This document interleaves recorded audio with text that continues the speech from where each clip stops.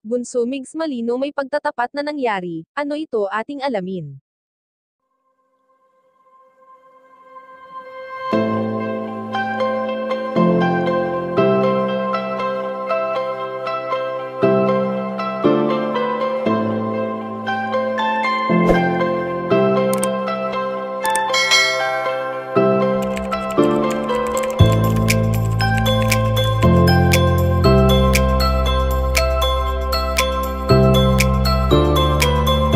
Madalas nga natin ngayon na nakikita ang mga vlogs ni Bunso Migs Malino at ito ay ang patuloy niyang pagbibigay saya sa mga taong lubos na nangangailangan.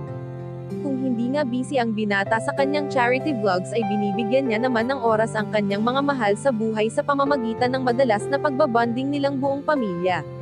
Wala na ngang masasaya pa sa pamilyang mayroon si Bunso Migs Malino dahil bukod sa ipinapakita nila sa isa't isa ang kanilang suporta ay alam naman natin na ni minsan ay hindi siya iniwan ng mga ito lalo na nga sa puntong hirap na hirap siya noong iniwan siya ng kanyang pinakamamahal na prinsesa.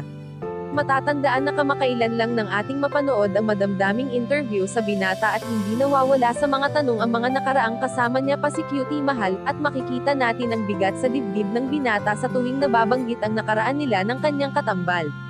Samantala ayon naman sa aming impormasyon na nakalap na sa naging interview ng binata ay may pagtatapat na nangyari at ito ay ang pagtatapat ng binata, na sa buhay niya ngayon ay hindi pa rin siya lubusang sumasaya.